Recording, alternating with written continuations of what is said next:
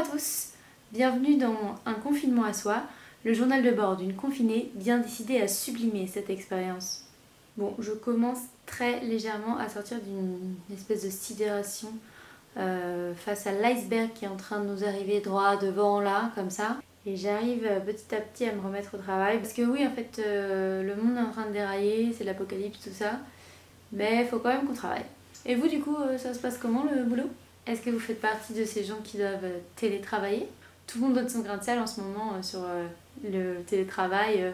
Il y a des articles qui se multiplient sur tous les réseaux.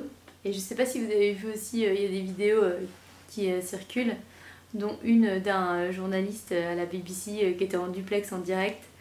Et donc depuis chez lui. Et du coup, là, d'un coup, il y a ses enfants qui débarquent.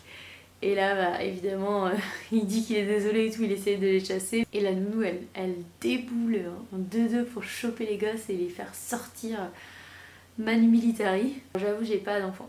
Donc j'imagine que clairement, c'est bien chaud patate de faire du télétravail avec les enfants à la maison. D'ailleurs, au passage, j'ai vu qu'il y avait des groupes WhatsApp de parents confinés qui se créent pour peut-être échanger des bonnes pratiques et pas péter les plombs. Donc si jamais, tout est bon à prendre, je crois. Par contre, moi clairement, je suis déjà bien préparée. Enfin, en fait, je fais partie d'une catégorie de personnes, on était déjà bien préparés au confinement travail à la maison.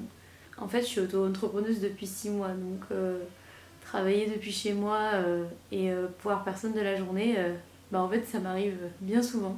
Pour conclure, j'avais envie de finir sur les mots d'une copine qui est indépendante aussi, et qui disait « Il y en a qui vont enfin finir par comprendre que non, bosser chez soi ne veut pas dire vacances. » En fait, vous allez peut-être faire une expérience de un petit peu comment ça fait d'être auto-entrepreneur, d'être indépendant, freelance.